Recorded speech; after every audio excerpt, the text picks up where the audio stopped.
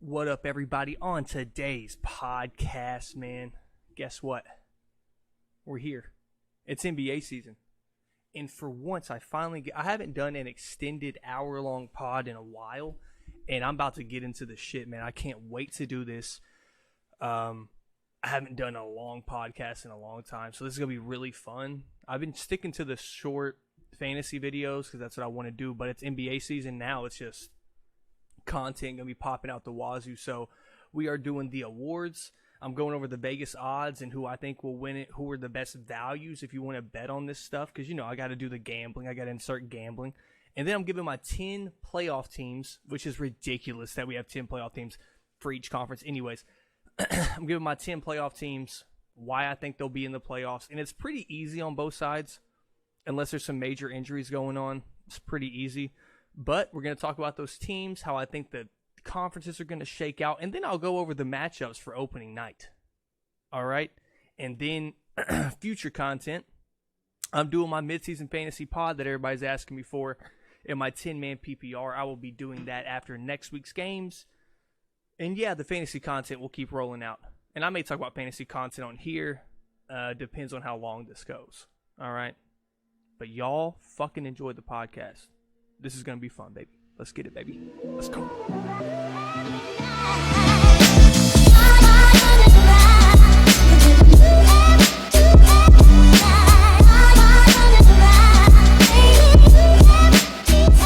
Oh, baby. Oh, shooting the shit with Sam. I am who I am. My name is my name. On this episode of Shooting the Shit with Sam. Thank you, Nia. Thank you, Nia, for the intro. Beautiful Nia. The beautiful Nia, guys. Give it up for Nia. Give it up for me. Jesus Christ, have mercy. It's time. I hope your mental health is good. I hope everything is going great in your lives. And basketball season starting. Let's hit the vape to start off the pod. Let's show how much of a douche I really am. And here we... That shit just snatched my fucking throat out of my body. So, how many times am I going to clear my throat? The whole podcast? Maybe. I've been saddened by the Bucks this year, so hopefully the Miami Heat will step it up. And I'm going to have a whole video. I'm going to make a whole new video after this podcast of my expectations on the Heat. But we're just going to get into the awards, right? I drank a lot yesterday because I was sad about the Bucks loss, and I'm at the point where every time I chug water, I can feel the alcohol coming out of my pores. And I'm in a jacket. I'm in fucking Louisiana, and it's 90 degrees outside, and I have a jacket on. I look fucking absolutely ridiculous with this BAM jersey on. Anywho, this is one of the worst colorways of a jersey I've ever seen, by the way. This is fucking horrendous. But I still buy it because I love my team. And as I'm going to be critical of my team, you still gotta root for them, right? The MVP. We're just going to start out with the MVP. The hot topic is MVP, right? Everybody wants to know who's going to win the MVP. Jokic, he shouldn't have won it. He's amazing, but their team wasn't good. Joel Embiid should have won it. Blah, blah, blah. These are the Vegas odds. Luka is the favorite at plus 450. Joel Embiid is second with plus 500. Giannis plus 525. KD plus 1,000. Jokic plus 1,000. Now, we will never see another 3-time MVP. We're not going to see it. It's voters fatigue. So there's more going on into this. If I was to just give my straight up pick of who I think is going to win MVP, it's Luka. It's Luka or Giannis. I really do. I think Joel is going to have some health issues. I think they're at the point where last year was supposed to be the year, but this year for Philly fans and that team, this has to be the year you get to that Eastern Conference Finals and to the finals. You have to do it this year to me. I know Tyrese is coming up, but I think they're gonna preserve Joel. They're gonna try to let him sit out a little bit unless he wants to go for the MVP, even though he's gonna give the PR answer. I don't want the MVP. I want the team to win, and shit like that. But I think Luka has the best chance. This is why. Luka has a good team. I'm not saying the Mavericks aren't good. If you insert mostly any other player into that roster in the world right now, other than a Giannis or a KD maybe, and I'm not going to do my KD rant again. I'm not doing it. I don't think of him what you think of him. Whoever's listening to this, I don't think of him like that. Okay? I've yet to see any playoff success outside of the Warriors. And I know, bro, he went to, 4 or 5 Western Conference Finals with the Thunder. He choked his dick off in a lot of them. All right? Didn't play well. Okay? He is an addition to a team that makes you a fucking championship instant title winner. I don't think he is somebody you can win the title with as your best player. That's all I'm saying. That's all I'm saying. I know I just got booed and somebody turned this video off. I don't care. We're 4 minutes in. But Luka, that team is not that great. And Luka, anybody else in the world cannot take that team to the Western Conference Finals and embarrass a Suns team who was everybody's favorite going into the playoffs. And then to me, I think they should have lost in 6 against the Warriors. The 20-point lead at half, the wide open missed shots in game 1. I mean, dude, there's a lot of opportunity there, and Luka just creates everything for everybody. And Hardy is looking like a fucking god. That Hardy kid is going to be a baller. So my favorite for MVP is Luka Doncic. Okay, he's going to average his 28, his 10. He's going to shoot like 46%. You know, he's going to make some spectacular plays, man. And you have to go with narratives too. Like, it's about time Luka gets one. It's just about time.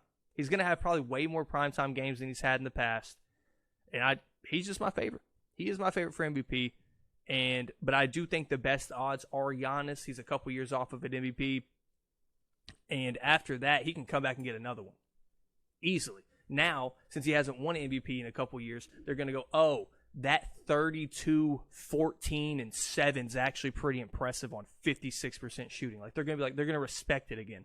You know? It's that LeBron shit. I hate that. I fucking hate that shit. Now, we'll go on to Rookie of the Year. And to me, this is all about situation. You know, because I think Paolo Banchero can win it because I think the Magic are actually a pretty good team. And we'll get to if they make the playoffs or not. But I think the Magic have a little squad over there. Suggs, Franz Wagner, Paolo Banchero. They're going to be fun to fucking watch, man. They are going to be fun to watch. That's going to be a good little low-key league pass team that I'll keep my eyes on. And I get to see them more than mostly anybody because they're in our division as a Heat fan. So I'll get to see them play a lot. And those games, me and Chris know, if you bet against the Magic against your own team, you're a fucking moron. But they have Keegan Murray at plus 550. Paulo Banchero is only a 2-1, is a 2-1 favorite. Or a 2-1 underdog, and that's huge. Plus 180 to win an award is crazy. Jabari Smith Jr. 550. Jaden Ivey 550. Benedict Mathurin is plus 1100. I like Banchero the best, and yes, he has the best odds. But I like Keegan Murray. I think he's going to get a lot of opportunity on the Kings. And who knows, by the middle of this season, they could blow that shit up. They could blow that whole team up in Sacramento. They could trade Sabonis. They could trade De'Aaron Fox because after that trade last year, they still didn't make the play-in. They still didn't make the playoffs. If they're halfway through the season and they have Mike fucking Brown as their coach, come on, bro. Come on. Do I really trust Mike Brown to be able to coach offense in 2022 when he couldn't coach offense in 2007? I don't fucking think so. Not on me. Not on my watch. Not if this guy has the audacity to pull Kobe out of a game, I respect it, but he can't be your coach. All right? He could never be my coach. So I think they could blow that completely up. They could legitimately be what? Like 17-25? No, that is generous. That is generous halfway through this year. What am I talking about? They could be 11-30 by the midseason point. And they start shipping people out. They could really be a horrendous team. So I like his opportunity to start balling out over there. But you don't know how the voters look at it.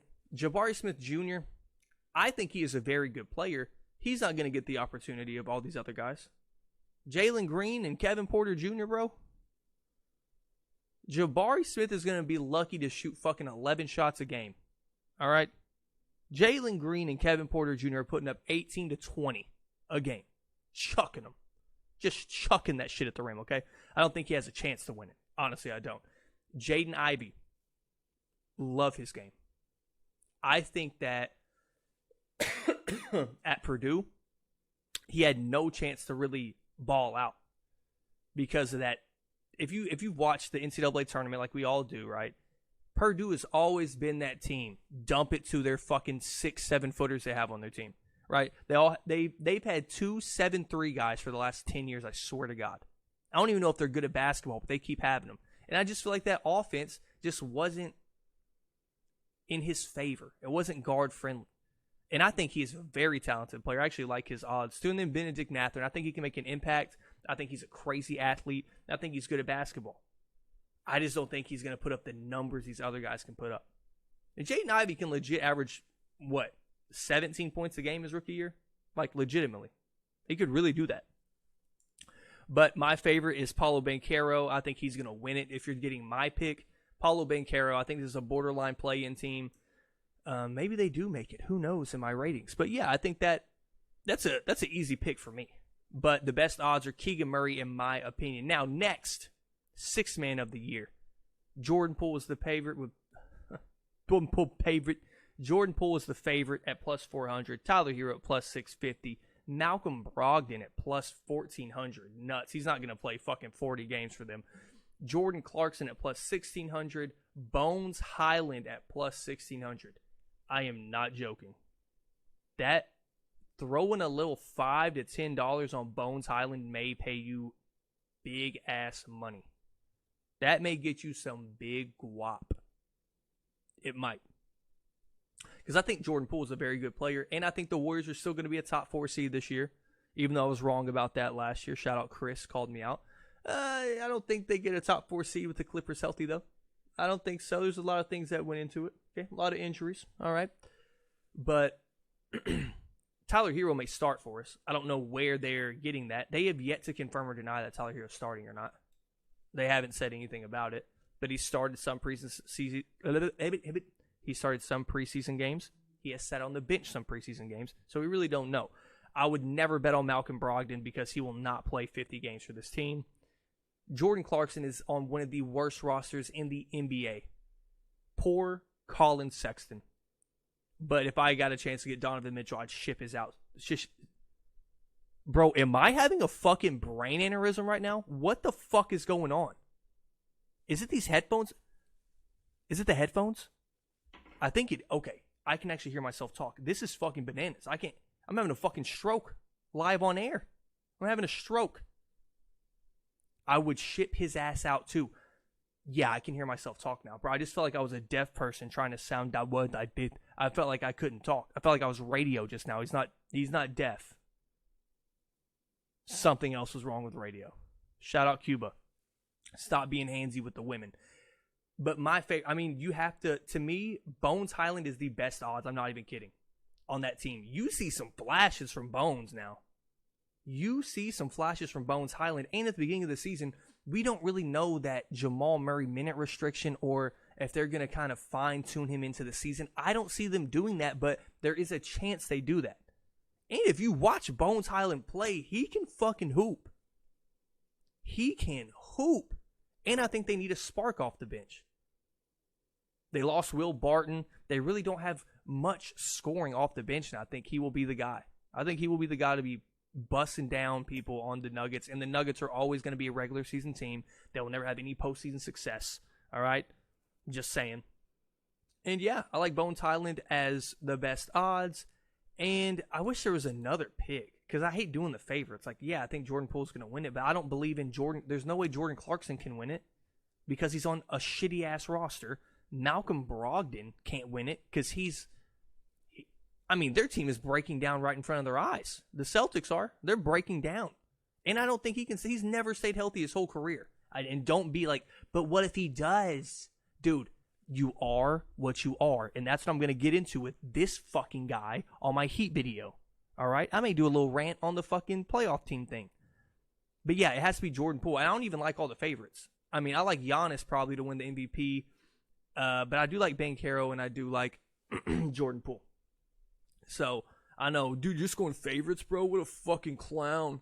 Defensive Player of the Year. Rudy Gobert, stop giving it to him, please, bro. When are we going to stop giving it to a guy who cannot play in the postseason? Every year, they come out with fucking article after article after article about these top-rated players, and Rudy Gobert keeps landing in the top 25, in the top 20. He cannot play in the biggest games of the year. He got a man named Terrence Mann. A man named Terrence Mann, Six God approved rapper. He got him a fucking contract. Terrence Mann, bro, got a contract because Rudy Gobert is an amazing guy at sticking his fucking hands up and blocking shots. Congrats, bro. He has zero versatility on the defensive end. He can guard 5 through 5. That's it. 5 through 5. A 5 or a 5. Pick one. Anybody under 6'10" that has minimal quickness is frying his shit. Dump him in the batter, put him in the oil. He's dog shit. I will never give Rudy my fucking vote. I made a video last year about why the fuck Rudy Gobert should never win this award. I got these clowns in the comments. Rudy Gobert, his fucking VORP, his fucking defensive efficiency, his defensive rating. I don't give a flying fuck. When all your guards don't play defense and just suck them into the middle for you to get blocked shots. I don't respect you, bro. You're a fucking bum. You shoot 10 shots a game. You average, 14 and 10? You're a fucking bum. You're literally washed Dwight Howard. Like when he was on the Bobcats, when they were the Bobcats, not the Hornets. Don't correct me. All you fucking children out there watching this, you don't know shit about the fucking Bobcats. I think he was actually on the Hornets. But when he was on Charlotte, and he was averaging 15 and 15, that's what Rudy Gobert does. And Dwight Howard was fucking cooked. That's Rudy Gobert right now with no athleticism. I'm done. He's the favorite. Bam, this guy, plus 650. Robert Williams, plus 700. Giannis Antetokounmpo, plus 900. Draymond Green, plus 1,000. I went and looked at every single betting site. I could not find Ben Simmons in the top 8. And I would put my life on it. He ends up in the conversation at the end of the season. Whatever Ben Simmons, I'm about to Google it right now. Whatever Ben Simmons' odds are, I will bet it. Because he is the best defender in basketball. I don't care about injuries. I don't care what you think about his offense. I'm not talking about him as a player. He is the best defensive player in the world of the year odds.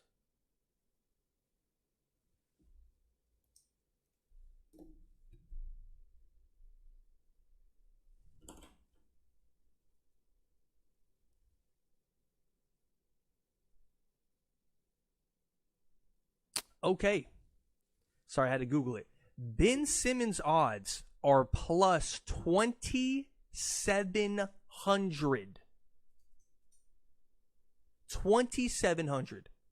You put $10 down on that, bro.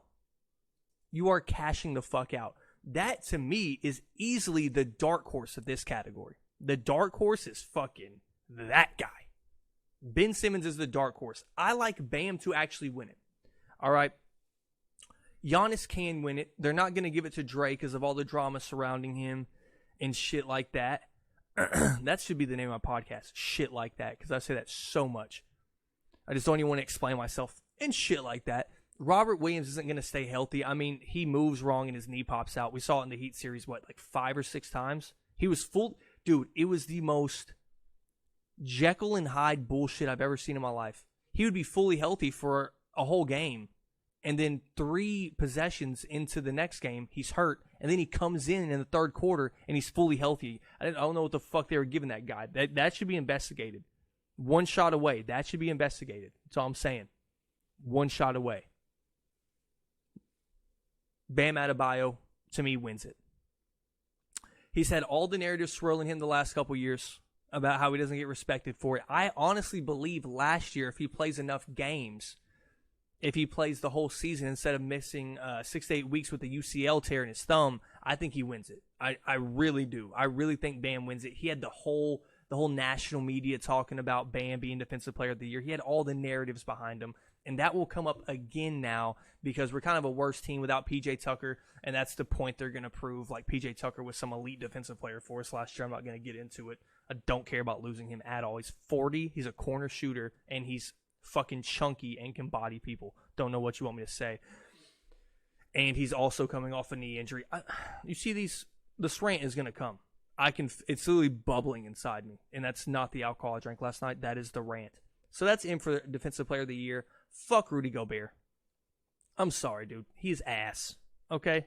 But my best value is Ben Simmons. Ben Simmons at plus 2,700 is fucking insane. But I do like Bam to win that award. The Most Improved Player Award, the odds. These are the odds. And then I'll get into like past winners and things like that. Shit like that. I'll get into the past winners of the award and what the trend is with this award. It's kind of gone in a separate way than what it used to be the last 2 years. So we got Tyrese Halliburton plus 850, Anthony Edwards plus 900, Jalen Brunson plus 1,800, Zion plus 2,000, and then RJ Barrett plus 2,200. That's a lot of big odds because I believe that you don't know who could pop off in the NBA. You just don't know who could do it in their second year and their third year. So last year, Ja won it. The year before that, Julius Randle won it. Pascal Siakam, Brandon Ingram. Until it got to Ja, it was really guys like Julius Randle who go to their new team and they start fucking hooping. They get the Knicks to the playoffs. He's in a major media market. Pascal Siakam goes from this lengthy dude that really didn't know how to play basketball to making an all-NBA team. You know, it's Brandon Ingram getting traded and then popping the fuck off. I don't even know if he got traded in 2018. There's no way. LeBron's been there that long? He probably did. And that's just how it works. So Tyrese Halliburton fits that exact description. But also with the Ja thing, Anthony Edwards fits that description as well. Ja was a really good fucking player when he entered the league off rip. But then he jumped to an MVP candidacy player. I don't know if Anthony Edwards makes that jump, but I'm expecting Anthony Edwards to go fucking stupid this year. If you have ever sat down and watched this guy play, I am not kidding. He is that guy. He is, the kids say he is him. That is him. I think other than like a Luka, who is pretty established in the league now, there is no other player with a ceiling that Anthony Edwards has. There is no other player with that type of ceiling at his age. Nobody close to me. I think he has a higher ceiling than Ja does. Because he's already developed a three. He's already a good three-point shooter, which could turn into a great three-point shooter. I mean, that kid is fucking incredible. Watching him is so fun. I really got into him last year, and my lord, he can take that huge leap. I like Brunson. Once again, he fits the description of getting traded. He's their best player right now. You think, I mean, is RJ Barrett better than him? I don't fucking know. He could easily, as the guy, be on that mediocre Knicks team, go like 40-42, 39-43, average 22 points, be efficiency-wise, and get the award. That's just a fact. And then there's a guy like Zion, which is really hard when it comes to most improved, because is he really improving? If he improves from 27 points a game and off 60% shooting, then fine. I would like to see it. Okay? I don't know if that will happen. But that's like a comeback player of the year award, which I wish they had. That's more of that than most improved. I don't see him improving in that sense. But I do think the Pelicans are going to be a really good fucking team this year, and that could win him an award in itself. So, and then the last one, RJ Barrett. He also has a chance to pop off because I think he's skilled. I don't think of him like if you're like a lover of RJ Barrett and you're like, that kid can score, I don't think of him like that. I think he's going to be a really good pro, and I think when he gets to his prime, this is how good I think he's going to be. He's going to be like a really good number 3. He could be like the best number 3 in the world, okay? I don't ever see RJ Barrett being your 1 or 2 and you being like, damn, bro, we got a chance this year. I don't see it with him. I just don't see it, and I'll gladly be wrong. Like I always say, I'm cool with being wrong, bitch. I don't give a fuck. I follow the data. I follow my eyes, and I follow the data. Okay? I don't think RJ Barrett's all that. I think he's a very good young player, though. So, my pick is Anthony Edwards. I think Anthony Edwards has the potential to score 27 points a game this year, be on a pretty damn good Minnesota team, and we have yet to see the best of him defensively with his athleticism. And the way that Ja is on every highlight reel, I think we will see Anthony Edwards start to get that social media backing. And this is all about awards. This is why I make my pick. I'm giving you the reason. I just think he's going to win it because I think he's obviously the best player on this fucking list other than Zion probably. Even Zion, I swear, I think Anthony Edwards has a higher ceiling than Zion. Hot take. And I think Tyrese Halliburton has a good chance to win it. I just think the Pacers are going to suck. And I think I love Tyrese Halliburton. I'll pull up the tweets. Pull up the tweet now. Why is Tyrese Halliburton still on the board? I kept saying that the whole fucking draft. I would watch some Big 12 games and I'm like, who the fuck is this 6'6" guard that is the ugliest shot form I've ever seen but can straight wet threes? Just straight knockdown threes at a consistent rate. And he's a great passer. Yeah, but my pick is Anthony Edwards. Yeah, that's just my pick. I have no further speaking on that. I have no point of talking about it anymore. It's fucking most improved player. Who gives a flying fuck? Coach of the year. Steve Kerr is the favorite. Finch out of Minnesota is the second favorite. Taylor Jenkins out of Memphis is the third favorite. Tyronn Lue out of the Clippers in LA, he's the fourth favorite at plus 1,000. And Monty Williams is plus 1,200. Jesus, I was going to say like 1,000, 2,000. Anyways, Steve Kerr, I don't know how he's the favorite. That he can never win unless it's this, because I saw the updated version like from yesterday or 2 days ago, the odds. I mean,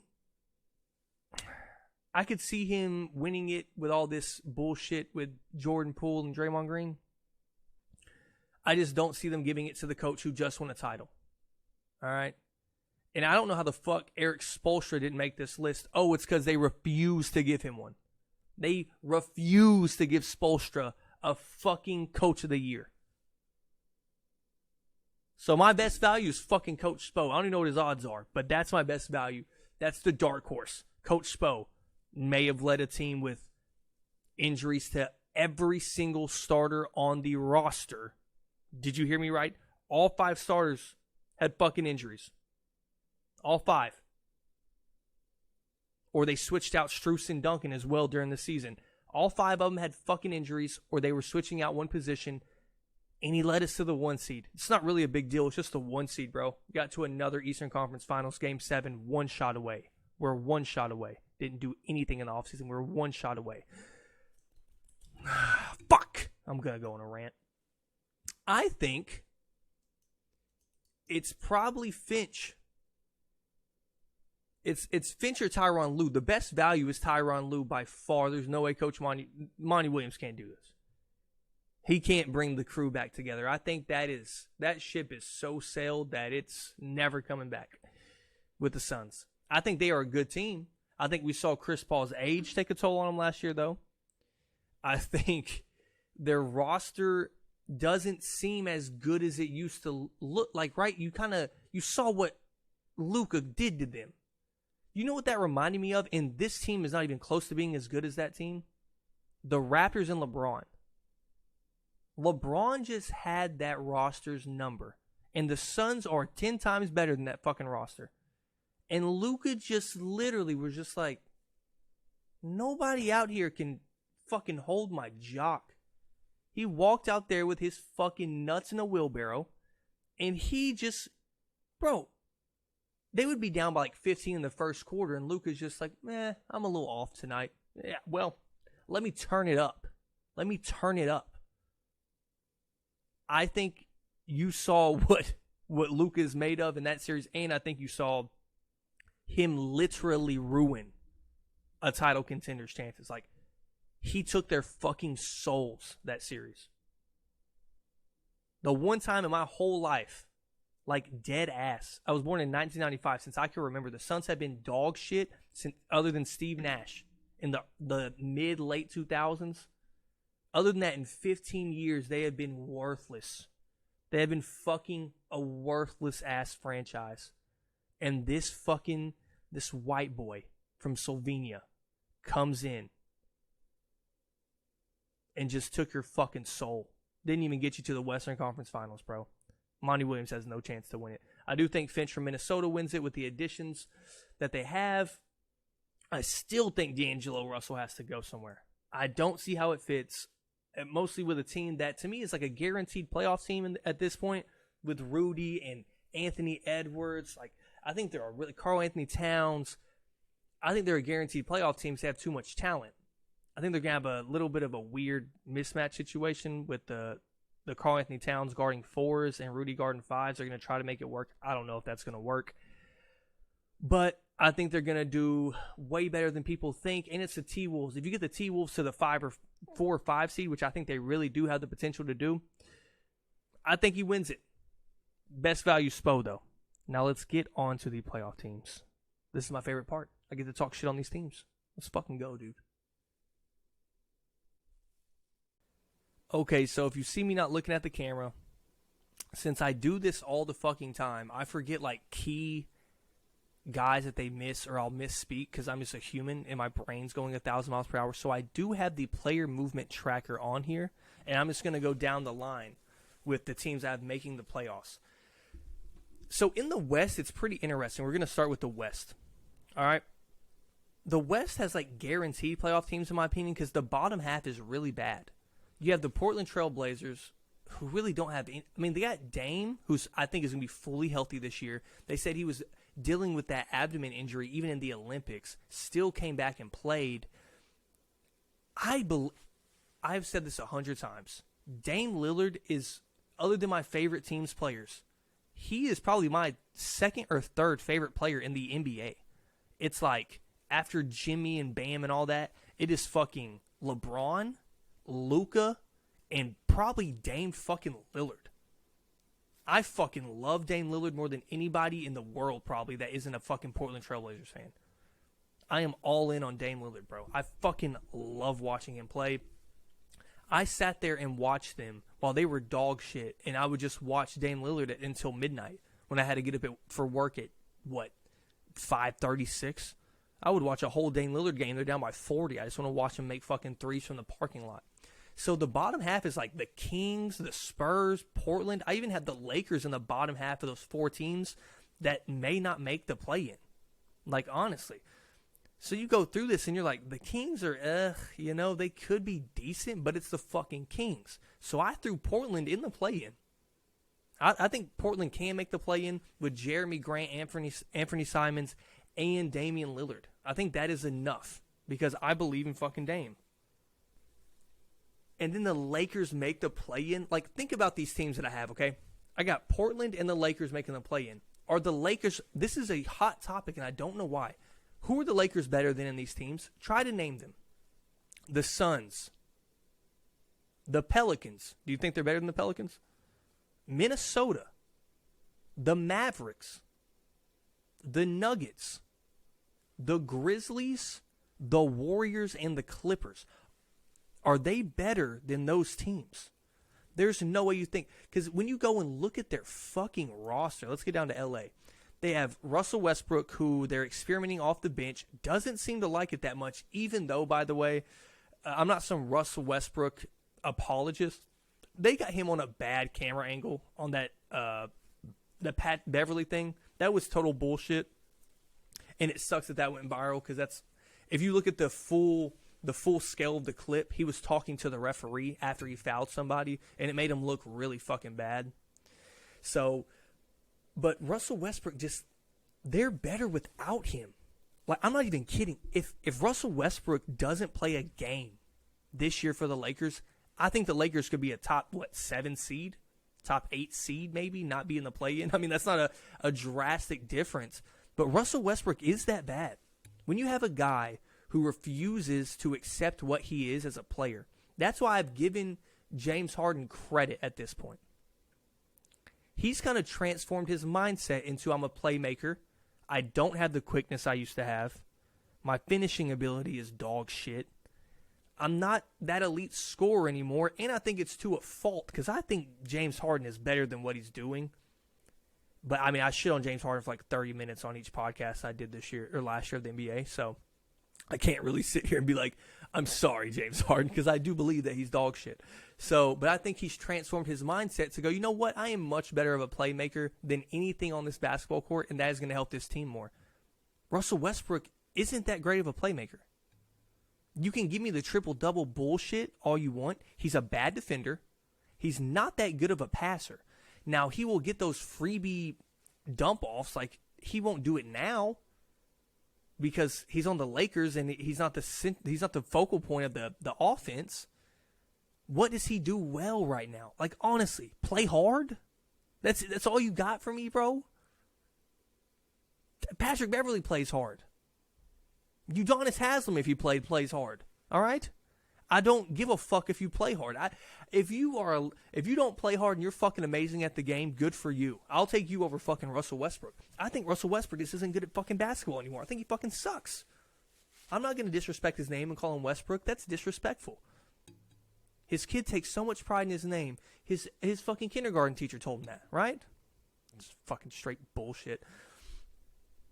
And I think Russell Westbrook, first time in his career, has been discouraged. I'm not going to sit here and just talk about the Lakers. But I mean, dude, their roster's bad. Troy Brown Jr., Thomas Bryant, Dennis Schroeder, Juan Toscano Anderson, and Lonnie Walker the fourth.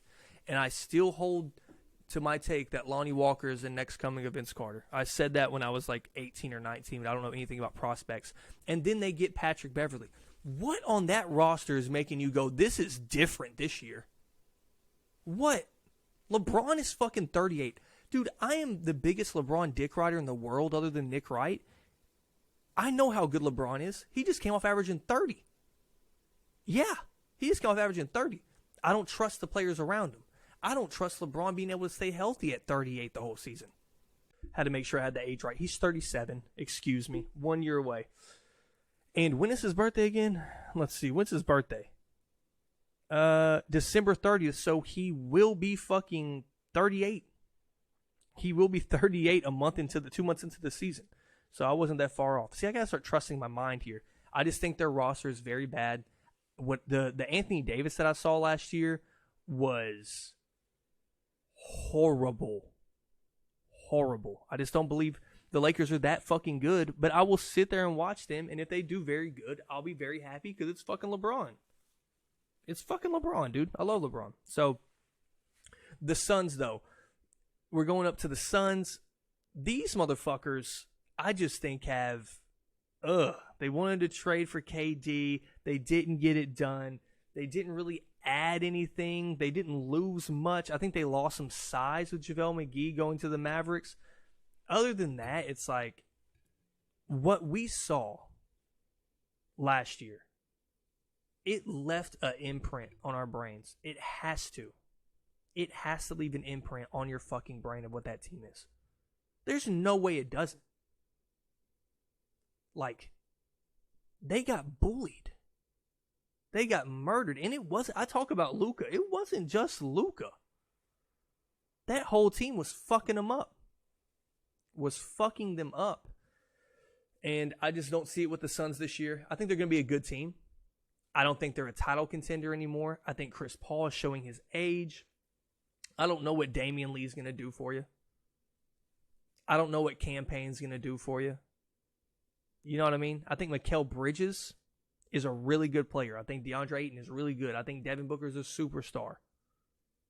I think they have a good roster. I think when it comes down to those games, deep in the summertime, they're going to have a rough go at it. And mostly with that DeAndre Ayton thing hanging over their head, that is something to talk about. Like, that is a real issue, man. That's real. You let this guy, basically, you say, fuck off DeAndre Ayton. You let this guy go out. He's been talking about going to the Pacers for, 2 or 3 months at that point. Like a month, 2 months minimum at that point. He gets the deal, and then you're like, nah, come back. We matched it. You're back on our team. Then you see the press conference. Yuck. Fucking gross, dude. I just don't see it with him. Now, the Pelicans, the New Orleans Pelicans, guys, are going to be a fucking problem this year. All right? They signed CJ to the extension. So their starting lineup this year is going to consist of Herb Jones, lockdown defender, Brandon Ingram, elite shot maker in the NBA, one of the best mid-range shooters in the league, and just one of the best scorers in the NBA. I'm not saying he's like a Luka or a KD, but he's up there with those top-notch scorers in the NBA. Mostly considering what he had around him and stuff. I think he's a really fucking good player, man.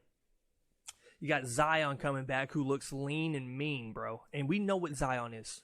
Come on, man. Zion is a bona fide god. He is a bona fide god. So you have to just realize just those three guys. You got 6'10", 6'8", 6'8". CJ McCollum. Valencia Pussy, that's what everybody calls him. Valencia Eunice. And then the Alvarado kid. We don't know who's going to start the point guard. They've been desperate for a fucking point guard for years. Devontae Graham. It's just one of those teams where I just think they have too much length, too much skill. And we saw what he did with them last year. What is the coach's name? Come on, Hunter. Green. All right, I gotta look. Willie Green. Jesus, dude. Willie Green. My bad. Coach of the Year candidate. My bad, Willie. My fucking bad. See, Herb Jones. Jackson Hayes is good as fuck. Brandon Ingram, Jose Alvarado, Larry Nance Jr. Trey Murphy is a good fucking player as well.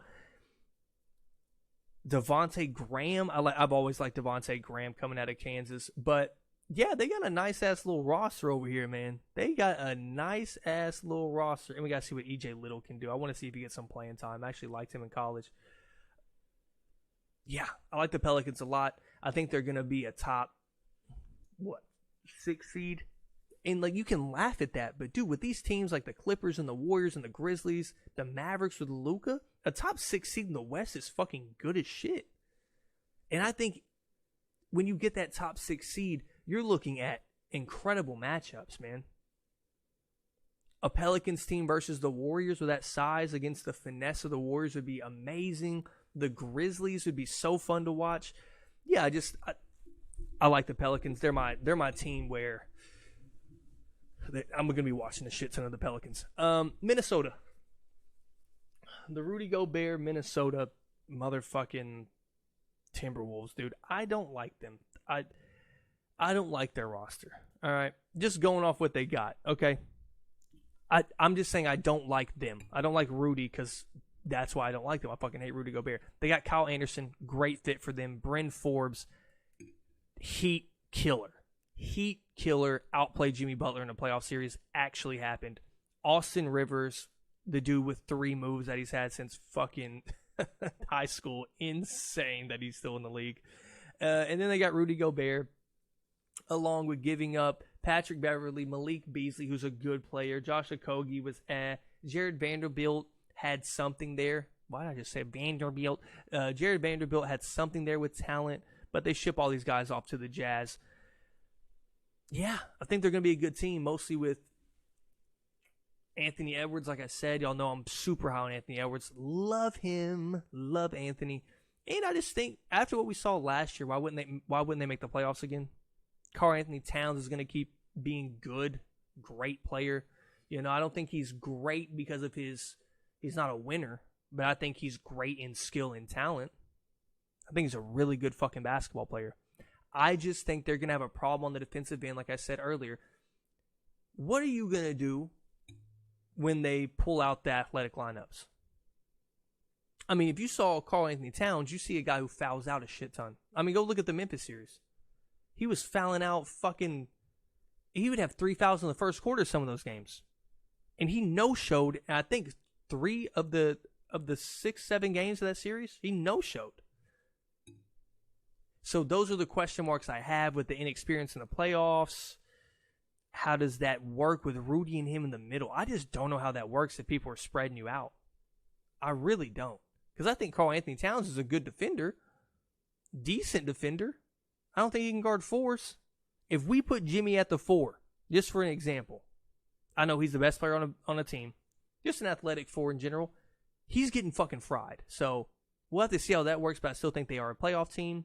And that's that. Now let's go to the Dallas Mavericks. Yes! Love watching the Mavericks play. If you don't know, I am from the DFW. I wasn't born there, but I was raised there my whole basically adult life.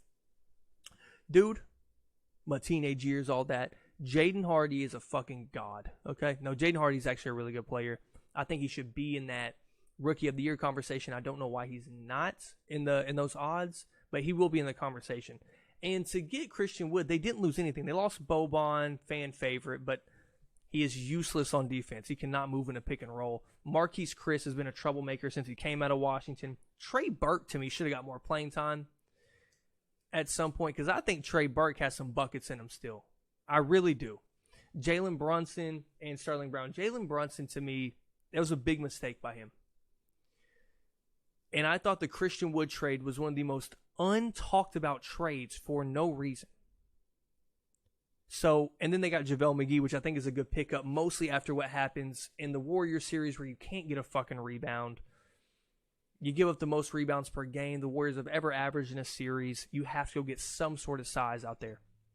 Mostly when your big guys are like Bertans, who's a three-point specialist, gets fucking bullied on the block. Maxi Kleber is a really good defensive player. I think he's better as an athletic 4, as a switchable defender. Like we saw him, I'm not saying he locked up Kawhi. I'm not an idiot. He played really good defense on Kawhi a couple years back in the playoffs. He did really good on Kawhi. And he has fucking bunnies and he can block shots. But to go on the Christian Wood thing, this is why I think it's a really bad decision by Jalen Brunson. Imagine, so you get to the Western Conference Finals off Luka and Jalen alone. While Luka misses a lot of the first round and Jalen just carries you. Just balls the fuck out. And that's what got him this bag. Imagine a 3-headed monster of Luka, Jalen, and Christian Wood. That does not sound like some god tier team.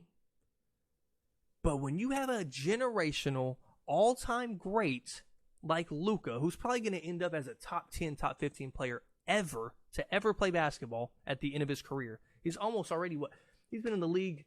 I forgot. I saw a stat. He missed that whole stretch of that year because he rolled his ankle against the Heat.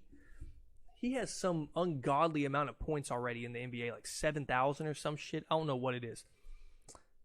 But when you have a guy that's that great, like Luke is, that makes that big 3 just look amazing. You're talking about Christian Wood, who was, before Jalen Green and Kevin Porter Jr. get there, was almost a shining young star in Houston before he got hurt. He was averaging, 19 and 9? 20 and 9? He doesn't shoot a lot of threes, but he shoots a good percentage from 3. I think he's in the mid to upper 30s. He can score the basketball, and I think they need some size down there on offense, not just on defense, on offense. They need someone to have a paint presence other than Luka, and I think Christian Wood brings that. I don't think he's some bully down low, but he can score down there. I think kicking it out to your centers for 3 ain't always the best offense. And I like the mix-up of the lineups with Dinwiddie and Wood, or Luka and Dinwiddie with 2 primary ball handlers and things like that. And things like that. If I say it again, I'm going to put this fucking pin in my fucking jugular. All right? We agree on that.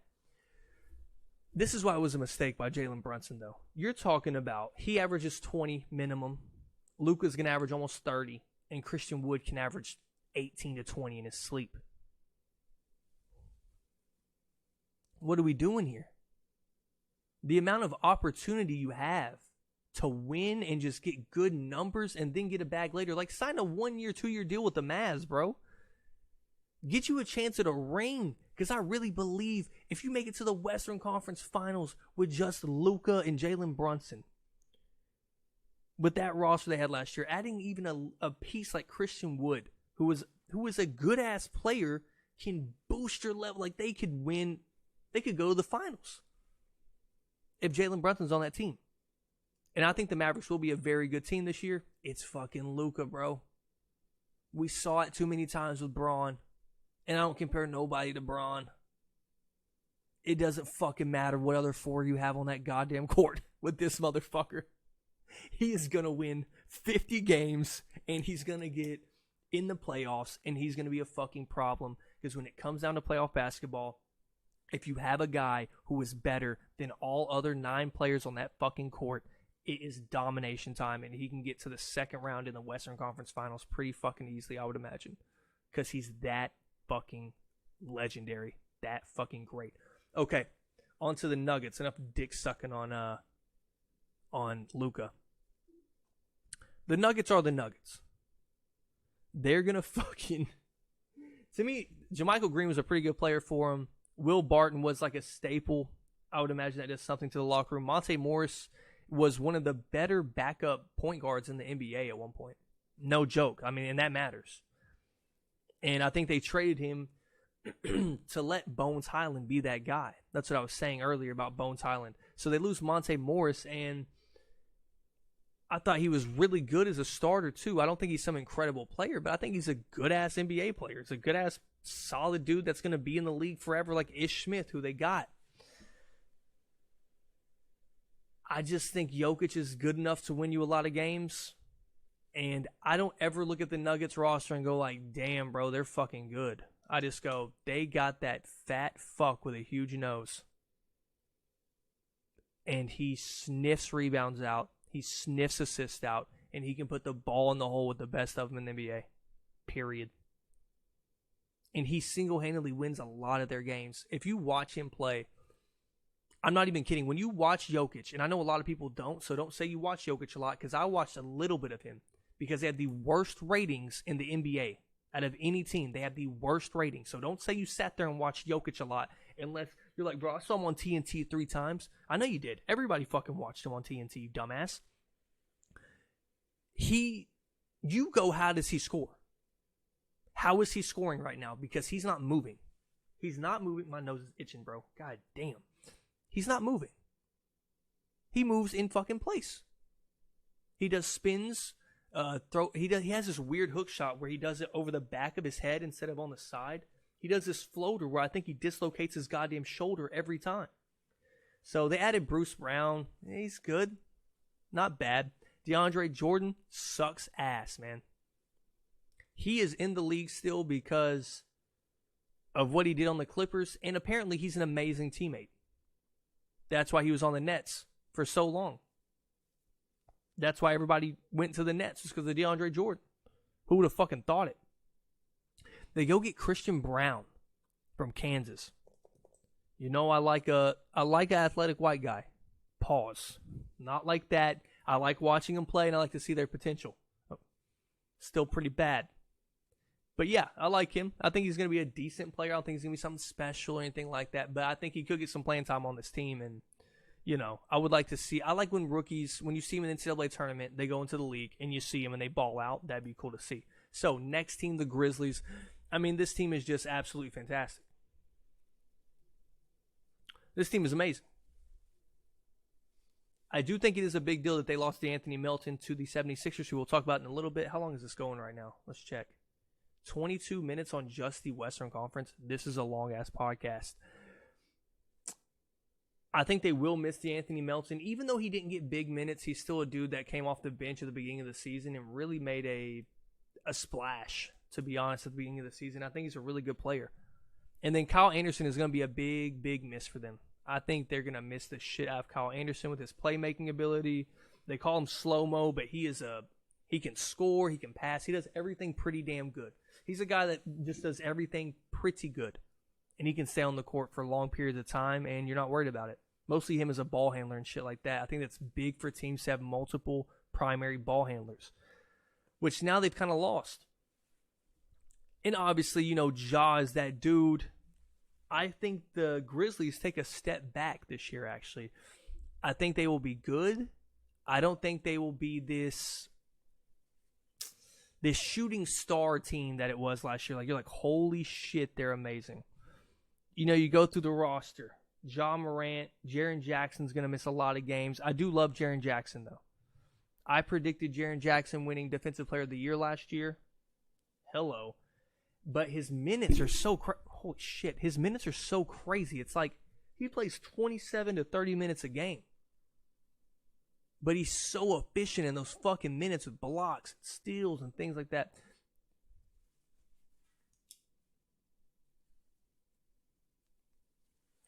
Fuck. Gotta stop saying it. It's too much of a habit. Dillon Brooks missed a lot of the year last year, which they missed. That brings even more defensive intensity when you have Desmond Bane. And obviously you need some help with Ja. Ja is not a good defender whatsoever. But their lineup of Brandon Clark, Jaren Jackson, Desmond Bane, and Dillon Brooks, that is a fucking lockdown defense right there. I just don't know if it can stay healthy. And I know you don't like to predict injuries and shit, but with these guys past, you kind of have to go, yeah, it's probably a possibility. And they got Danny Green. Who knows when he's coming back from that? And the Danny Green I've seen, he's going to be a good veteran leader. I mean, if you look at this team, they have nobody over 30 except for Danny Green. They have nobody over 26 on this roster except for Danny Green. So I think he could be a good veteran leader from the sideline. They may need that. And he has won a lot of rings. Like, Danny Green's got a nice little resume. It's just, if you watch, I watch all my friends' favorite teams. I say this all the time. So I know what to talk to them about with their team. I watch the Mavs a lot. I watch the 76ers a lot. And I watch, obviously, my Heat a lot. And watching Danny Green on a night-to-night basis is the most bizarre shit you'll ever do. One night against the Heat, he'll hit 9 threes because it's the Heat. The next night, he'll go 0 for 11 on wide-open shots. So I don't know if he brings anything to that team. And I don't know when he's going to come back. That injury he had was nasty. Joel Embiid fell around his ankle, like fucked up his whole leg. So, but I do like their roster. I just think their depth is lacking. I think their depth is really lacking, mostly at the guard position. They got nothing behind Dillon Brooks, Desmond, and Ja. I know Tyus Jones is a good backup point guard. He's one of those top guys for a backup point guard too, but they have no depth at guard. And I think that's going to fuck them. I think it's going to be really bad for them. So, okay, on to the Warriors. The Warriors are going to be, guess what? The Warriors. They're going to be a good team. They're coming off a chip, which I did not think the Warriors were the best team in the league last year. I hate to say it. I don't think they were that good last year. I don't. And I think they lost some key guys on that team. I think they lost some key dudes that are going to hurt them. Gary Payton II was their best defender out on the perimeter. Easily their best defender. Now, they won a title with him missing time. I still think in the long run next season, they're going to miss him. Klay is not what he used to be. If you just watch him play, you know he's not the elite defender he used to be, and that's fair. He came off 2 major injuries. Steph Curry has never been that great of a defender. He got better last year, and that's where, it's that KD thing when he came to the Warriors. Oh my God, he's a fucking really good defender now. No, calm down. He's guarding fucking Marcus Smart, bro. Let's all take he's guarding Derek White. Can we take a breath, please? Jesus Christ, act like he's out there guarding fucking Luka. Like, no. Let's chill the fuck out. I think they're going to miss those guys. They got nothing on the perimeter to stop anybody. Even though I think Kuminga's going to end up, it's the fucking, like, this is what I've said 100 times. Like, when I saw the Nets, I've said this 100 times, but this is my philosophy. I saw the Nets. I saw those 3 guys out there. Kyrie Irving, Bruce Brown, and Patty Mills, bro. I didn't see a motherfucker over 6'3". I knew they ain't going to do good in the playoffs. I knew they weren't going to do good. Let's go down this roster. So I think Kuminga's going to end up being a fucking superstar because not because I know that, not because I've analyzed his play. It's the fucking Warriors, and that's what happens with the Warriors. Jordan Poole. Moses Moody from Arkansas. I'm an Arkansas fan. If you don't know, he can be a good player in the NBA. And I think that's what they're believing in. This is where you can't really, as much as I just shit on them not having like defensive players, there's always somebody for the Warriors where you go like Andrew Wiggins. Holy shit, bro. Where did that come from? There's always that guy Jordan Poole. Holy shit, where did that come from? But I still think they are lacking on the defensive end of the ball at the guard position. I want to see what James Wiseman ends up being too. I'm just looking at the roster right now. Like you have Steph Curry, Andrew Wiggins can play some defense, Klay Thompson, Andre Iguodala isn't going to fucking play. Kevon Looney's good on the inside. Moses Moody could potentially be a great defender. Jordan Poole can't play any damn defense. Dante DiVincenzo, I mean, he's not going to play any defense. Fucking 6'2". And then Jonathan Kuminga, I still think they're just lacking on the defensive end at some positions. And that's okay. They're going to end up doing good because their offense is going to be unstoppable again. Now, this is the most interesting team. The final playoff team is the Clippers. I think it's interesting. They add John Wall. They lose Rodney. Oh, they didn't lose Rodney Hood. What the fuck? They lost my guy, Isaiah Hartenstein. Dude, that fucking guy is the future. I don't know who that white dude is. He used to fuck the Heat up all the time. They get John Wall. I don't really care about the draft picks unless you're a bummy team or like Jaden Hardy, who I think is going to be an impact player for them, for the Mavericks. Going down this roster, so I think they're going to be great no matter what. We saw Ty Lue coach this team to a play-in when their best players were missing a lot of time. I mean, Kawhi didn't play. Paul George didn't play a lot either. And they still made the play-in. They still did good. Like, that's a good-ass season for not having Kawhi Leonard and fucking Paul George, two top 15 players in the NBA. But you go down, they lose nobody. They lose nobody that is of real importance. You get this Brandon Boston kid where apparently these guys, people have been talking about Brandon Boston. Let me tell you. They've been talking about Brandon Boston. But you have Luke Kennard, Kawhi Leonard, Reggie Jackson, Marcus Morris is a good player, John Wall, Paul George, Terrence Mann, Norman Powell, Nicholas Batum, Zubac, Covington. I mean, dude, this roster is stacked. And considering those guys did not play last year, that is good for the following season.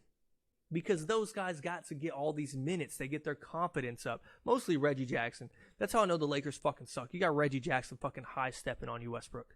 Come on, big dog. Come on. And I think the Clippers are going to be a top 4 seed if they stay healthy, which I don't think is possible once again. You got your two best players they've been injury prone. They've been injury prone, and you can give me the Kawhi Leonard this, Kawhi Leonard that. I think Kawhi is amazing. I don't trust his health, and with how many times he sits out a year, that does affect your win total and all that shit. But that has never restricted him from being amazing in the playoffs. It actually probably helps him, and it doesn't really hurt the team's success in the long run, considering who gives a fuck who you're playing in the playoffs if you have fucking Kawhi Leonard. Right? So yeah, those are the 10 teams that I got making the play-in and the playoffs. Clippers, Warriors, Grizzlies, Nuggets, Mavericks, Minnesota Timberwolves, New Orleans Pelicans, Phoenix Suns, the LA Lakers, Portland Trailblazers. The teams that did not make it, Spurs and the Kings, and the other fucking bummy squads that are in the West. Okay? Those are my 4 that I thought had a chance to make it. Okay? Now let's get on to the Eastern Conference. On to the Eastern Conference. We're going to start with Atlanta, the first team on here. The fucking Hawks, man. Let's X them out. The Hawks. The first blockbuster trade of the season, the offseason, whatever you want to call it. They go and get DeJounte Murray from the Spurs. I don't know why the Spurs traded him other than you tank. I don't know if Pop is cool with tanking, but to me it was a paying thing. I don't think they wanted to pay him that fucking bag that he's going to end up having to get later in his career in a couple years or next year whenever the fuck his contract's up. But with this team, all I heard on Twitter was like, how is it going to fit? I don't know why we're talking about fit in 2022. This is positionless basketball. So you're telling me that you don't think it's a fit because they got 2 point guards on their team? You know how fucking stupid that is? What is Trey going to do without the ball? We don't know. We've never seen it in Trey's basketball career, him without the ball, even in this, on the Sooners at Oklahoma. You've never seen him without the ball. But how do you know he can't destroy a defense coming off screens and shooting on the move? You just think he can only shoot? He can only shoot when he's coming off the dribble? You fucking crazy? You know how many open looks that DeJounte Murray's probably about to get Trey? That whole offense is going to be a whole new look. Last year was the most predictable offense. John Collins, come here, pick. Clint Capella, come here, pick, kick, rotate it, get it back to Trey. Desperation 3 from the fucking wing. It was the worst thing you've ever seen. And Trae Young went through a really bad skid last year, too, where he was playing like dog shit. But I think that's him just going like, I need some fucking help, man. Jesus Christ. So when you look at their starting lineup, Trey, DeJounte, DeAndre Hunter, John Collins, and Clint Capella. I mean, dude. That's a fucking lineup. That's a lot of size. Other than Trey, that is a lot of size. And there was no bailout for Trey last year with having an elite defender on his team that could guard a guard. So now you got DeJounte Murray who can go and guard the best guard and put fucking Trae Young in the corner on their spot-up shooter or a bad offensive player. That's going to help a lot. Because DeJounte is that fucking dude, man. And you're talking about 3 guys. John Collins, DeJounte, and Trey, who can all combine for, 70 points almost a night? 60 bare minimum? Like, if they all have, if Trey has a bad night, that's 60 points from 3 dudes, man. That's a fucking tough-ass team to beat. I think their depth is really lacking. I think having Bogdan, the only even person worth mentioning coming off your bench if you look at this roster. That's why I think AJ Griffin is going to get some playing time this year. There's nobody worth mentioning. Like Jalen Johnson, Trent Forrest. I don't know him either. Don't worry. Aaron Holiday, we know him just because of his older brother, Justin Holiday. God damn, I didn't know Justin Holiday was 33. What the fuck? Dude, he looks like he's fucking 28. Black don't crack. Bogdan Bogdanovic, Okongwu. I forgot about Okongwu. Oh, he cold. Okongwu was cold. And I was really big on Okongwu when he came out the draft because I thought that meant John Collins was out of there. Yeah, Okongwu was good as fuck. He's going to be a good bench player. He's going to come off the bench, and he may end up coming in and taking Clint Capella's spot if he gets shipped out because Clint Capella is not some elite rim protector like we think he is. He had those years on the Rockets when he was the only thing they had above 7 foot, and people just started going, bro, elite rim protector. Nah, not really. He's just big. He's just big, and he's good off a pick and roll. I'll say that. And then they got like Jarrett Culver. You know, he's going to get a chance because he's young, and I don't like Jared Culver's game at all. He choked away that national championship. Jesus. He was like 3 for 21? But yeah, I think the Hawks are going to be a really fucking good team. This next team had some crazy games against the Heat last year and almost forgot about them somehow. The Toronto Raptors. This is a very smart franchise. So if you don't have the best player, to me, smart franchises go, how do you counter the best player? Knowing that you don't have the most talent on the floor, like they don't have some superstar in Toronto. They don't. I think Fred's really good. I think Scotty Barnes is good, but they don't have a superstar. And I think Pascal Siakam's a really good NBA player. I mean, he's an all NBA player last year on the 3rd team, so he's obviously really fucking good. I don't think he's a top 15 player. That's for damn sure. Jimmy Butler should have made it over him. Anywho, you go Giannis, Embiid, KD. How can you counter that? Well, let's go get some length and some defense. All right, well, they got OG Anunoby, a 6'7" guard who can lock up. Scotty Barnes, 6'9", 6'10" power forward, athletic as fuck, can guard a lot of positions. Precious Achiuwa, an athletic forward really was a center in college, but somehow can shoot threes now. Insane, but versatile defender, lanky as fuck.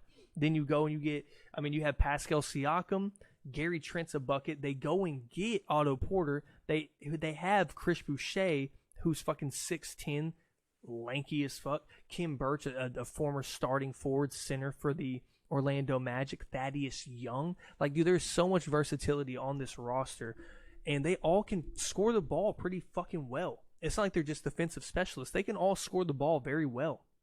And mostly with how they develop players there in Toronto. You could see guys like this. I don't even know who this is. Christian Koloko. That dude's going to end up he's going to have a gold jacket. Like, when I saw them get Scotty Barnes, I go, gold jacket. Hall of Fame. I don't even know if you get a gold jacket. That's for the NFL. But I say gold jacket to represent Hall of Fame. So, this team's going to be very good, and they're a tough out. Why am I shrugging like this? Yeah. The fuck is wrong with me? It's going to be a tough out for them, and they're going to be good. And I really do believe they beat the 76ers, man. If they stay healthy in that series, if Scotty Barnes doesn't destroy his ankle and pop it out, I think they beat the 76ers in that series. Flat out. I really do. On to the next team. This was hard. This is the last play-in team. So I don't know who's going to make the play-in, right? Because if you go through the teams, the Bucks, the 76ers, the Nets, Boston, the Heat, the Bulls, the Cavs, the Hawks, the Raptors, and the Knicks. And then you have the Wizards, who aren't a bad team, like I said, and the Magic, who are rough and tough, bro. I think they're a hard out as well every night of the NBA season. This was hard filling this out, so I got the Knicks getting that last play-in spot. That last play-in spot, I got the Knicks getting it. Their roster is meh. I don't know what... I honestly don't know how Julius Randle feels right now. And I don't know what they're supposed to do with him. His effort last season was so bad. Just horrible. Sometimes you'd see him walking back on defense. I just didn't like his attitude, to be frank with you. Coach Thibodeau is horrific. Tom Thibodeau is one of the worst coaches if you play for him and you're a young player. Immanuel Quickley is the best guard, other than if you think, what's his name? RJ Barrett is a guard, then sure. He is the best point guard on this team, and they cannot get him on the floor. He's attached to D Rose. They lost Kim, but who gives a fuck? He wasn't going to play anyways because he can't play defense. But they got like Quentin Grimes. He wouldn't play him either. Immanuel Quickley. Like, these guys are fucking good. And then you go and get Jalen Brunson just to cock block Immanuel Quickley. If I'm Immanuel Quickley, I ask for a trade. Because every time Immanuel Quickley plays, he is a fucking baller. But this roster is not that great. This roster is not fun to look at. Evan Fournier's good. Mitchell Robinson's a fat, useless player. Julius Randle is like, he did that one thing that 1 year. Like, oh, he brought the Knicks to the playoffs again. Wow, bro. Cool. Who gives a fuck? Well, New York does. Cam Reddish won't get an opportunity because he's young. And I think Cam Reddish just has this thing where he must not be good in locker rooms because his play, you see it. You see that kid has some fucking talent. But he never gets an opportunity for some reason. Obi Toppin is improving. I think he can be a good NBA player, not some great player. Derrick Rose is still there. He's been playing forever. God, he's 34. He just learned how to shoot jump shots when he was 31. Immanuel Quickley, once again, Quentin Grimes, RJ Barrett, Jalen Brunson, Evan Fournier. Like, it's a decent roster, but I don't get blown away by it. And the way that Tom Thibodeau plays his players like this, it is horrible. He's going to run the fucking Jalen Brunson into the ground. He's going to run Jalen Brunson into the fucking ground. So I don't think there's some great team. I don't think they're horrible. I just think they're the Knicks. They're the Knicks. That's all I can say. I'm not going to go in depth on the fucking Knicks. I mean, I'm barely going to watch the Knicks, if you want to be honest. And they keep putting them on prime time because they're in New York. It's fucking absurd, bro. I don't understand. The next team we're going to talk about is the Cleveland Cavaliers. I actually have super high expectations for this team. super high expectations. I think this could be a top 4 seed right here. And it's not even the Donovan Mitchell edition. It's partly that, but guys like Robin Lopez, Evan Mobley, Karis LeVert, dear God, keep him out. It is so funny. It's like Karis LeVert is a hooper until you like watch him play. It's like, you're like, damn, Karis LeVert was balling on the Nets, and then you watch him play, and he was actually throwing those playing games against the playing game against the Hawks. That was horrible, man. But I do like obviously Jared Allen, great center, great rim protector. I like Robin Lopez as an NBA player. I like him as the backup center. He's good in small spurts. He's a good player. Donovan Mitchell. Oh my, bro, their team is juiced. Darius Garland, Donovan Mitchell, Evan Mobley. Then you throw in Jared Allen. Ugh. Every time I heard Dean Wade's name called, I thought they were saying D Wade. It's absolutely absurd. Okoro is a good young player from Auburn. Yeah, I mean, and they got Ricky Rubio and Raul Neto as backup guards, which is, bro, you need those veteran. If you have any sort of veteran backup guard, I'm all in on your team. Like, I like that. If you got some backup veteran guards when you have young guards in your starting lineup, I just think Ricky Rubio doesn't make a lot of bad plays. Raul Neto doesn't make a lot of bad plays. And you go, Hunter, have you seen Raul Neto play? Was he a wizard? Yeah, he was. So I've seen him fucking play. How about that? And it was unfortunate because Ricky Rubio was on a burner last year and he got hurt. He was fucking hooping. So I think this team's going to be a top 4 seed.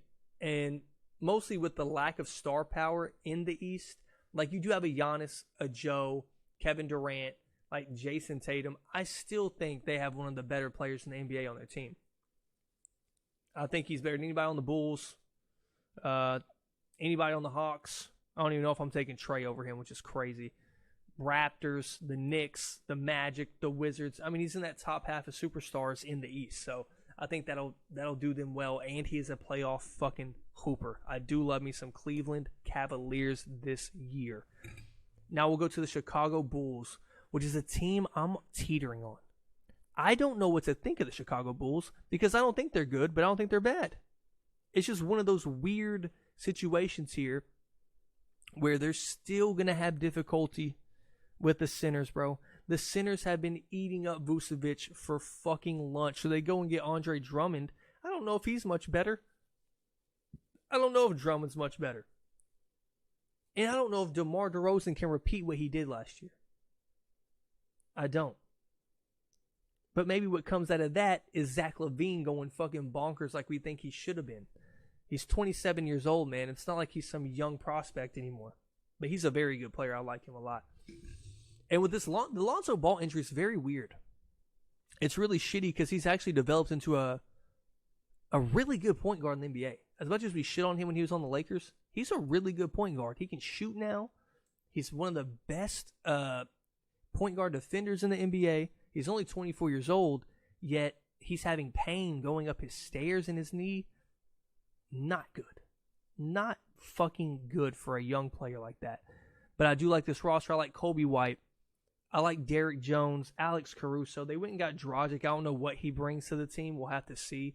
Zach LaVine, Nikola Vucevic, DeMar DeRozan. Patrick Williams, also a younger player that is really good on defense. He's a really good defender. I think he can develop into something pretty nice.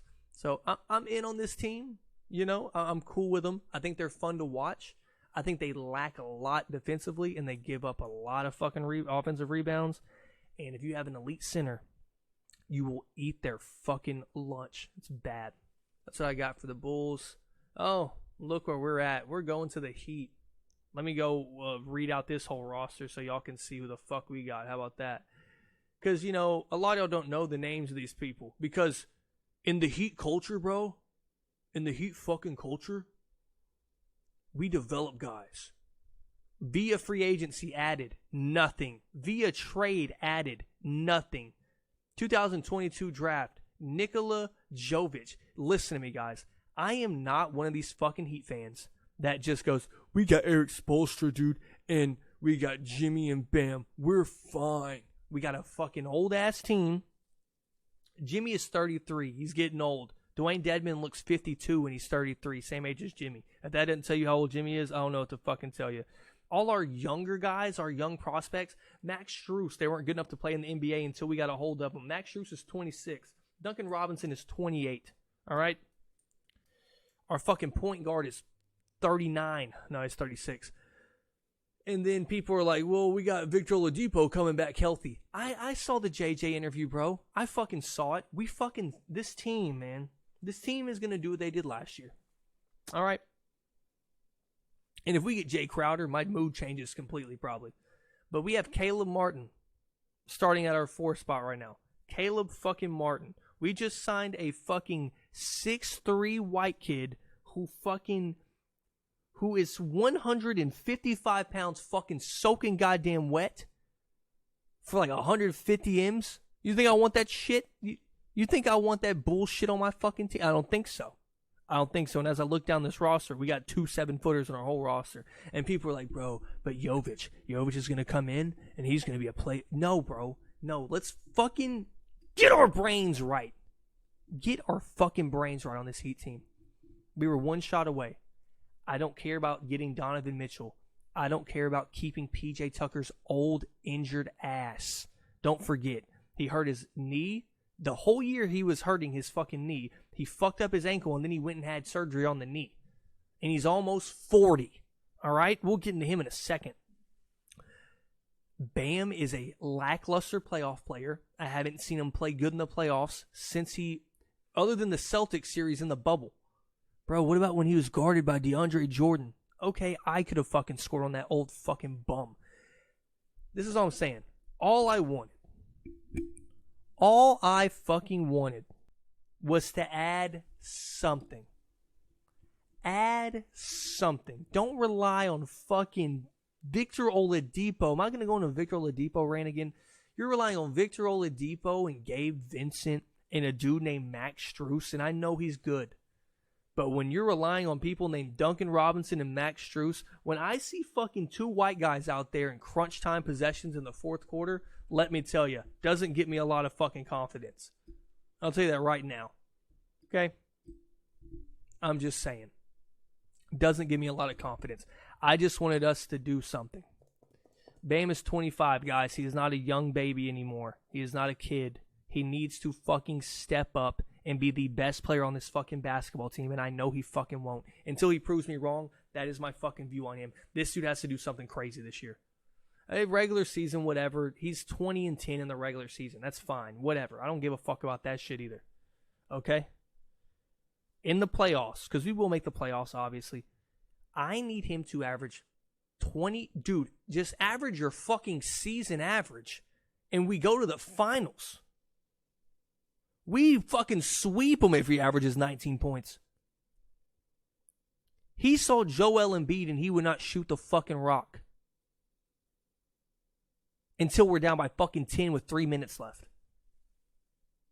That's how I know I'm doing this again. I'm shrugging. My fucking back hurts. I'm telling you guys. I'm not in on the Heat team. I'm a root for him every fucking night. Every night I'm going to go, I'm watching the Heat again. Nia's going to go, are you sure? Are you sure you want to do that? Are you fucking sure you want to watch and just yell at your TV? Wow, it's one of the most boring teams to watch in the whole fucking NBA.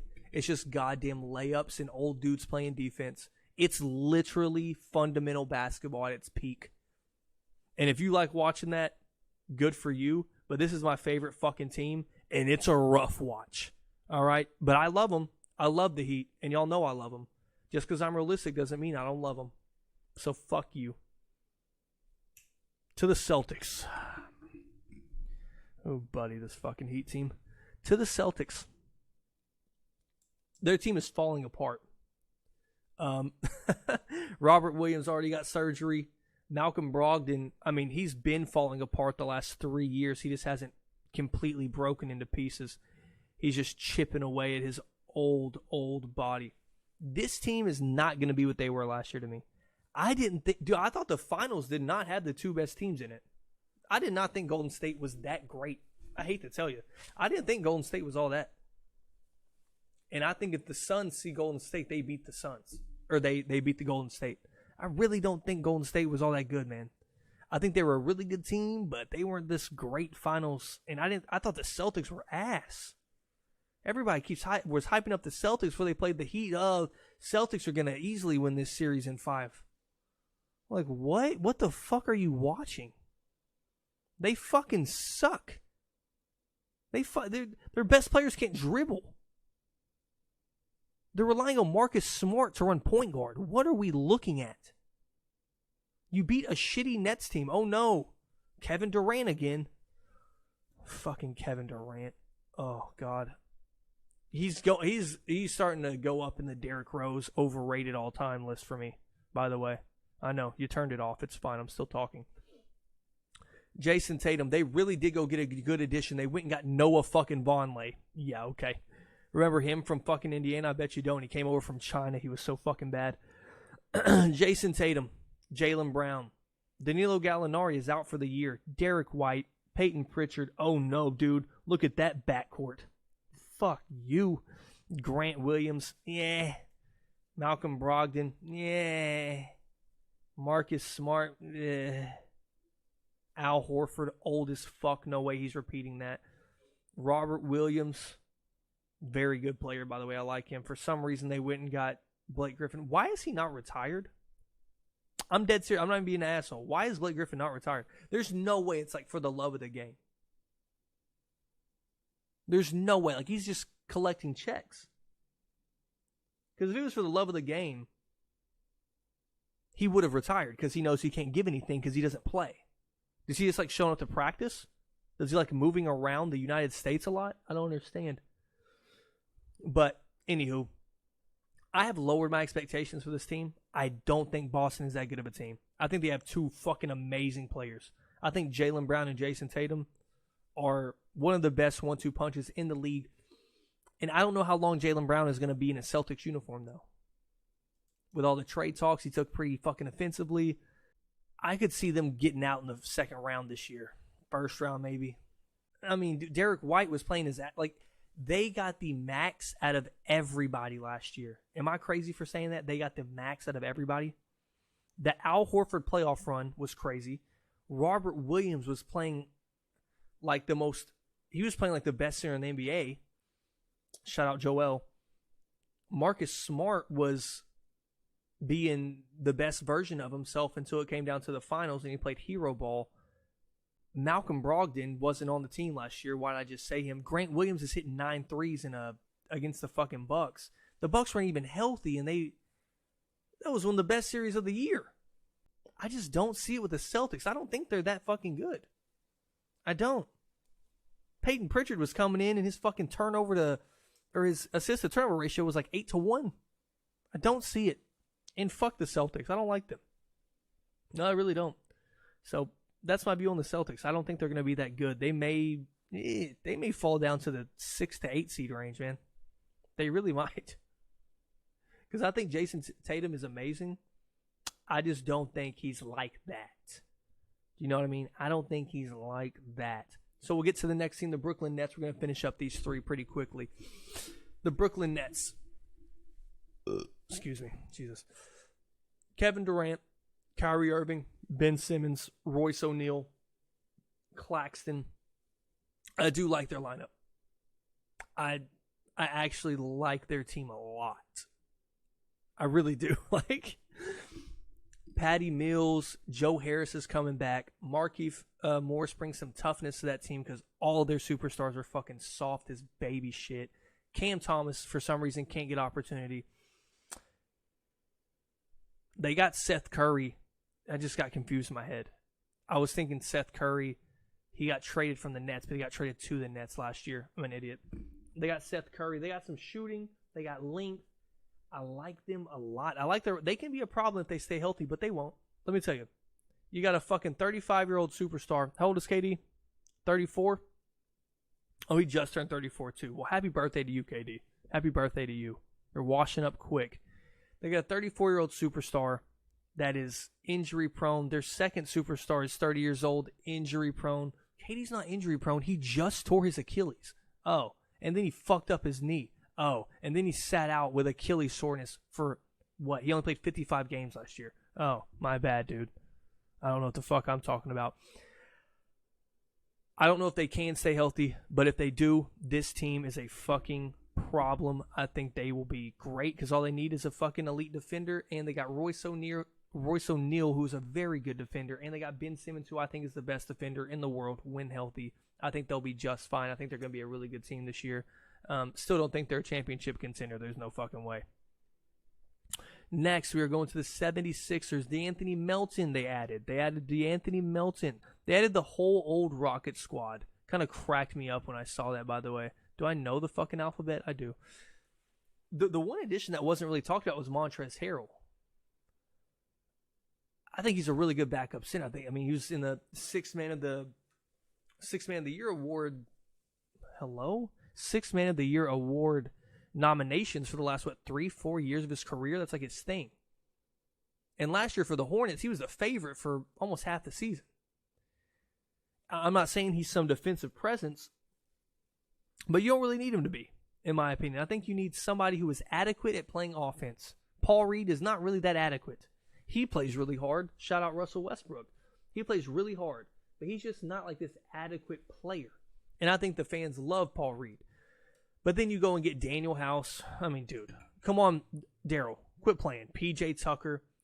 This PJ Tucker edition, I get it, man. You're getting the toughness. You're getting the toughness, bro. You're getting the toughness of PJ Tucker, which is what that roster needs. The Heat didn't need that shit. We need a fucking dude who could sit in the corner and hit some threes like Jay Crowder did. And if we get Jay Crowder, good night. Tyrese Maxey is a budding superstar. I don't know about superstar, but he's going to be a really good player. James Harden. DeAnthony Melton is a huge pickup because they need something off the bench. Someone that can score off the bench. You can't just have Tyrese Maxey out here sprinting full court, making layups the whole fucking game as your plan B. You can't have that. That's not going to work. And that will be very inconsistent for you if that's the only thing you got. But their starting lineup is super nice. Tobias Harris, PJ Tucker, Tyrese Maxey, Joel Embiid, and James Harden. I mean, you can't ask for anything better. Those are 5 guys who know their roles. 5 guys who all can do anything that you ask of them. Shoot, score, pass, they can all do that. I think this is one of the best starting 5s in the NBA, if you want to be real. And I think they are a title contender this year, and I will not ever say that about a Philly team as much as I can. But Matisse Thybulle seems to be in the doghouse, and he seems unplayable sometimes because he can't score what the fuck. Daniel House Jr. can score, and he can play some good defense. I don't think he's some elite scorer, but you're not going to see any Furkan Korkmaz fucking minutes a lot at point guard anymore this year, which is very good for the Sixers fans. Shake Milton is like in and out of the rotation. It's very weird. They still got Gorgie Jangier. So when you talk about these guys who were kind of disappointing for them last year, it's because they had too much asked of them. They were playing extended minutes when they're not extended minutes players and cutting their roles down to a 8 to 16 minute